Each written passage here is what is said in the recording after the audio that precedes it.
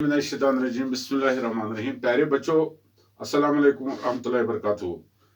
आज भी हम 7वीं जमात का ही उर्दू किताब का जो 12वां लेसन है ये पढ़ने जा रहे हैं। इसके हमने 2 हिस्से पढ़े हैं, अब तीसरा हिस्सा पढ़ते हैं आज। लेकिन तीसरा हिस्सा शुरू होने से पहले मैं आपको थोड़ी जानकारी दे दूं कि जब हम श्रीनगर से होके पहला जो हमारा मुकाम आया था, वो हमारा मुकाम जो था वो मुकाम आपको मैंने बताया था कि गांदरबल से होते हुए हम सोनमर्ग की तरफ पहुंचे। ठीक है, यानी इसमें गांदरबल से आगे थोड़ा कंगन हमें जाना पड़ा। उसके बाद हम सोनमर्ग की वादी हमने देखी। ठीक है, और सोनमर्ग को मैंने बताया था आपको कि सोनमर्ग और बालथल जो है, सोनमर्ग और बालथल जो है ये कश्मीरी अल्फाज हैं, ये कश्मीरी अल्फाज हैं। और सोनमर्ग के बारे में आपको मैंने बताया कि सोनमर्ग के माने हैं सोने की चरागाह, और बालथल का मतलब है पहाड़ के नीचे, पहाड़ के नीचे। और ये ऐसे पहाड़ हैं ये जो चारों तरफ से आसमान को छूते हुए पहाड़ों से घिरी हुई है। और दाएं तरफ इसके पहाड़ों के ऊपर जो है अमरनाथ का मशहूर तीर्थ स्थान है।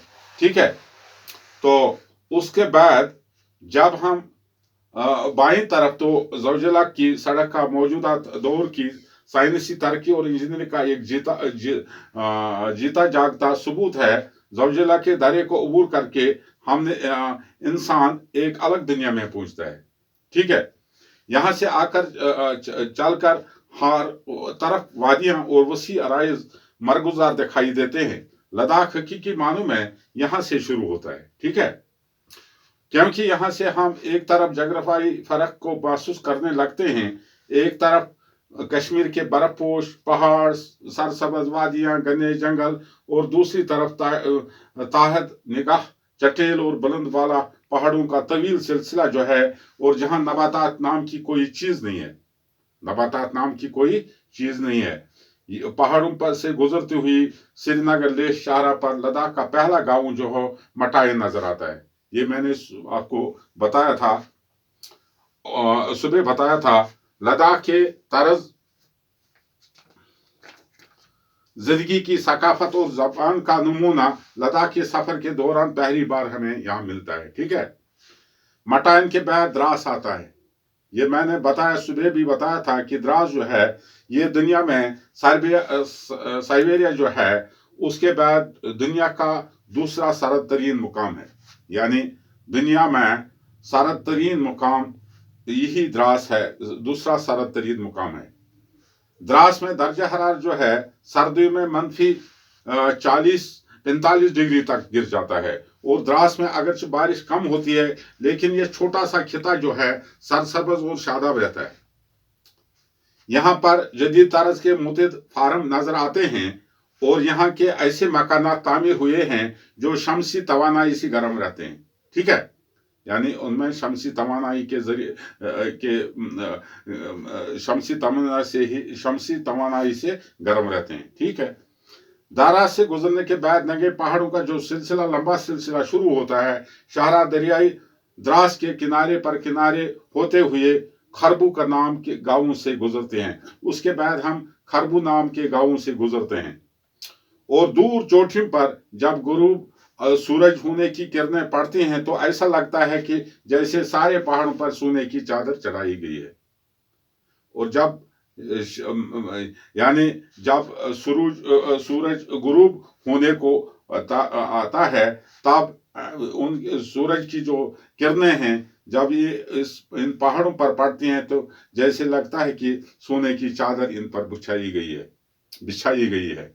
यहाँ हैरत अंगेज कुदरती नज़ारे देखने हुए हम शाम के वक्त कारगिल पहुंचते हैं, और उसके बाद हम शाम के वक्त कारगिल पहुंचते हैं। ठीक है, लेह के बाद कारगिल लद्दाख का सबसे ज्यादा आबाद और बारौनक कस्बा है, और लेह के बाद कारगिल लद्दाख का सबसे ज्यादा आबाद और बारौनक कस्बा है।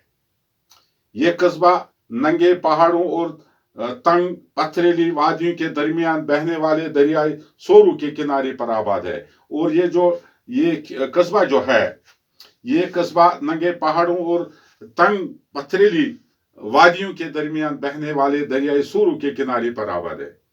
इस दरिया का नाम, ये जहां ये आबाद है,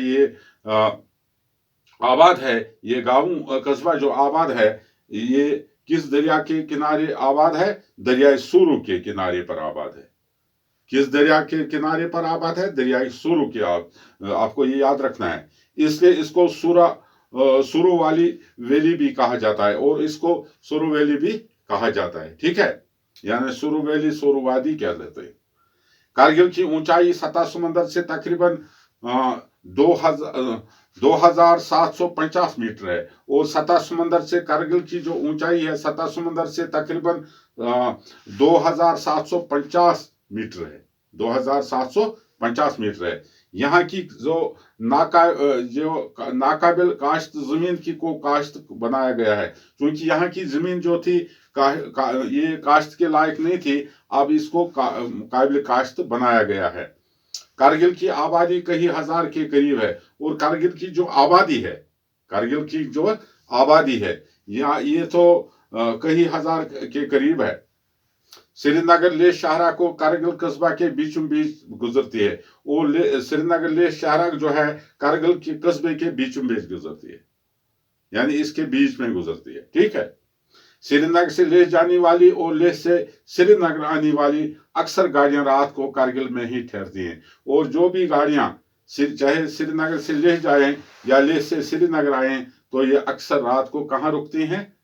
कारगिल में रुकती हैं, कारगिल में ठहरती हैं, कारगिल में कयाम करती हैं। ठीक है, जिससे इस जगह की रौनक में इजाफा हो जाता है और इस बुनियादी जरूरी है कि इसकी वजह से इस जगह की यानी कारगिल की जो रौनक में इजाफा होता है और सयाहों और दीगर मुसाफिरों की आमदनी की वजह से यहाँ के होटलों और बाजारों में वजूद में आए और जिसका अच्छा असर बहुत की यहाँ की मैशियत पर पड़ गया। और कुदरती बात है, जब यहाँ अक्सर लोग रात को वहाँ ठहरते हैं, कुदरती बात है कि जो वहाँ के जो हैं दुकानदार हैं, होटल हैं, बाकी जितने भी वहाँ जो बाजार में काम करने वाले हैं, दुकानदार हजरात हैं, तो इनको बहुत अच्छा मुनाफा हासिल होता है, यानी आमदनी बढ़ जाती है और उनकी माशी हालत जो है अच्छी है।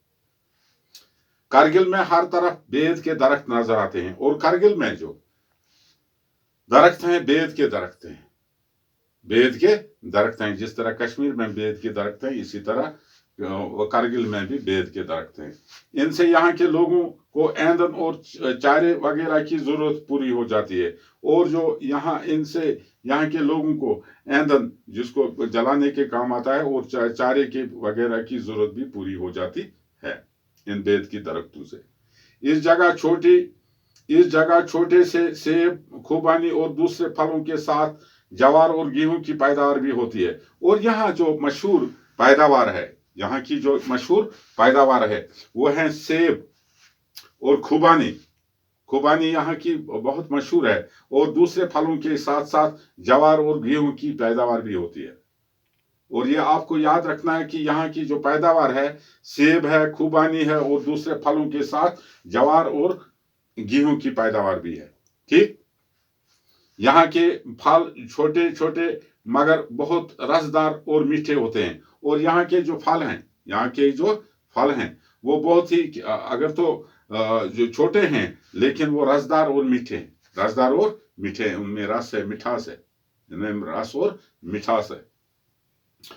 इस छोटे से किता जमीन से ज्यादा से ज्यादा पैदावार हासिल करने की गरज से यहाँ उमूमन साल में 2 फसल उगाए जाते हैं और साल में हालांकि जमीन तो छोटी किता है, जमीन का छोटा सा टुकड़ा है, लेकिन फिर भी साल में यहाँ 2 बार फसल उगाए जाते हैं। ठीक है, और गोया ये इलाका मुल्क से अलग थलग होने के और जगरफाई वजूहात की बिना पर तालीमी और माशी लिहाज से पसमानदा है, मगर अब जदीद तालीम की तरफ खास तवज्जो देने लगी है। और हालांकि ये तो खिता जो है मुल्क से अलग थलग है, لیکن اب تو کیا ہے کہ مطلب چونکہ یہاں کے حالات جو ہیں، جغرافیائی حالات کی وجوہات کی بنا پر یہاں تعلیم اور معاشی لحاظ سے تو پسماندہ ہے، لیکن پھر بھی یہاں جدید تعلیم کی طرف خاص توجہ دی جاتی ہے. جو آج کی تعلیم ہے اور سائنس اور ٹیکنالوجی کی وجہ سے یہاں مطلب بہت لوگوں میں یا وہاں کے جو اس میں بڑھاوا ملتا ہے. ٹھیک ہے. اب زیادہ سے زیادہ بچے اسکول جاتے ہیں کیونکہ اب تو نئی دور کی تعلیم ہے، اور اس میں تو زیادہ سے زیادہ بچے اب وہ تعلیم کا مطلب جو سلسلہ ہے، وہاں کے بچے تو اب اسکول میں پڑھتے ہیں، زیادہ سے زیادہ اسکول جاتے ہیں، زیادہ سے زیادہ بچے اسکول جاتے ہیں. اب یہاں بہت تعلیمی ادارے بھی موجود ہیں. اب تعلیمی میدان تعلیم کے ادارے بھی ہیں، جیسے اسکول وغیرہ ہیں، کالج ہیں، یہ بھی ہیں، جس میں پرائمری، مڈل، ہائر سیکنڈری اور اسکول اور کالج اور ڈگری کالج شامل ہے. اور اب تو ترقی ہو رہی ہے کہ وہاں تو اب primary school, middle school, higher secondary, high school اور ڈگری کالج بھی شامل ہے. ٹھیک ہے. یہاں ان بچوں کو ان سے، جبکہ ان کے اب وہاں ہیں کالج ہیں یا ہائر سیکنڈریز ہیں یا باقی پرائمری اور مڈل اسکولز ہیں، ان سے ان کو بہت استفادہ حاصل ہوتا ہے. کئی سکولوں کے خارج لڑکیوں کے لیے ہیں، اور کچھ ایسے سکول بنائے گئے ہیں جہاں صرف یعنی لڑکیاں ہی تعلیم حاصل کرتی ہیں. لڑکیوں کے لیے مطلب خاص یہ تعلیمی ادارے بنائے گئے ہیں. اگرچہ لداخ کی شرح خواندگی بہت کم ہے، مگر تعلیم کی طرف رغبت کی وجہ سے اس شرح میں اضافہ ہو. اب تو چونکہ اگر لداخ کی جو شرح خواندگی جو ہے بہت کم ہے، لیکن اب اس میں تو بڑھاوا ملتا ہے. اب اس میں تو اس کی شرح جو ہے بڑھ گئی ہے، مگر اور لوگوں کو تعلیم کی رغبت کی طرف سے کی وجہ سے اس میں اضافہ ہو رہا ہے، اس شرح میں اضافہ ہو رہا ہے. آج ملک کے دوسرے حصوں کی طرح کارگل میں بھی مردوں کے ساتھ ساتھ عورتوں کی ایک کثیر تعداد مختلف سرکاری دفاتر، ہسپتالوں اور تعلیمی اداروں میں کام کرتے ہیں. اور آج جس طرح ملک کے دوسرے حصوں میں کی طرح کارگل میں بھی مردوں کے ساتھ ساتھ اب عورتیں بھی سرکاری دفتروں، ہسپتالوں اور تعلیمی اداروں میں کام کرتی نظر آتی. سرکاری تعلیمی اداروں کے علاوہ کارگل میں بہت نجی اسکول بھی کام کرتے ہیں، اور ایسے اسکول بھی ہیں جو مطلب پرائیویٹ اسکول کام کرتے ہیں، نجی اسکول کام کرتے ہیں. سرکاری تعلیمی اداروں کے علاوہ کارگل میں بہت سے نجی اسکول بھی کام کرتے ہیں.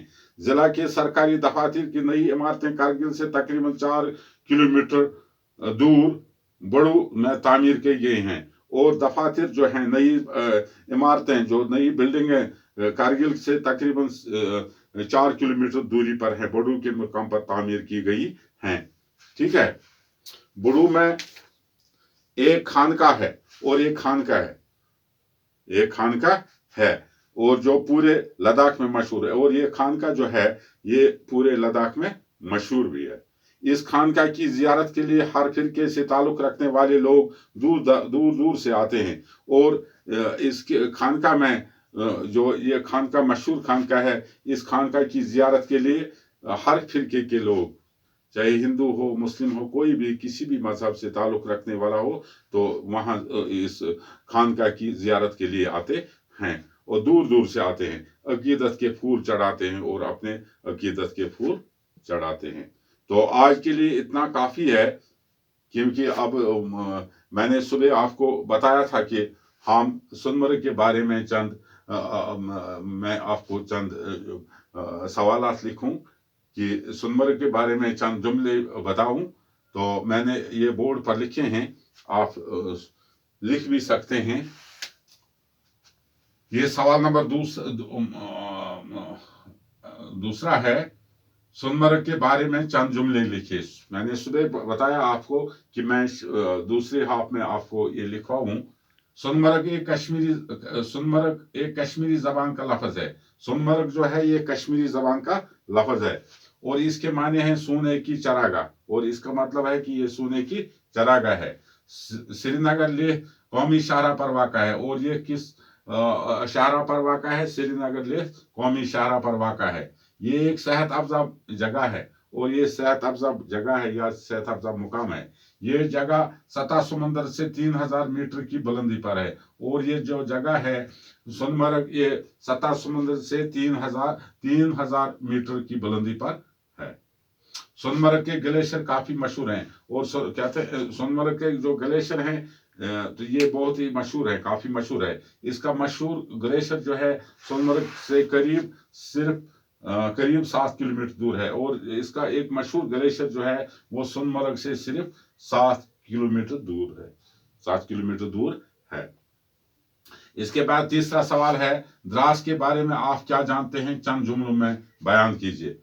ہاں، دنیا میں سائبیریا کے بعد دوسرا سرد ترین مقام دراس ہے. ٹھیک، دراس میں درجہ حرارت سردیوں میں -45 ڈگری تک گر جاتا ہے. ٹھیک، دراس میں اگرچہ بہت کم بارش ہوتی ہے لیکن یہ چھوٹا سا خطہ سرسبز اور شاداب رہتا ہے.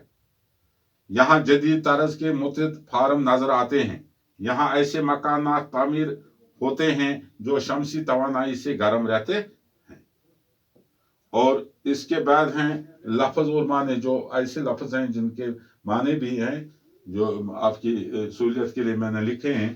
مرگزار، یہ وہ مرگزار نہیں ہے جہاں ہم مردے دفن کرتے ہیں. مرگزار، سرسبز میدان، چراگاہ، سرسبز میدان، چراگاہ. اور برف پوش ہے، برف سے ڈھکا ہوا.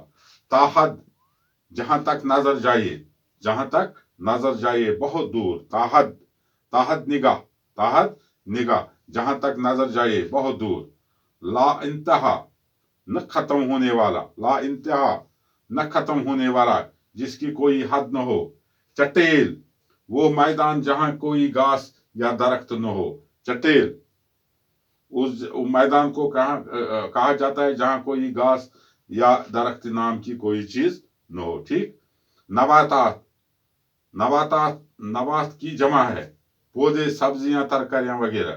جدید طرز، نیا ڈھنگ، نیا طریقہ. یہ آج کے لیے ہے. انشاءاللہ کل ہم اس سے آگے یعنی اس کا چوتھا حصہ پڑھیں گے. آج کے لیے اتنا ہے. وما علینا.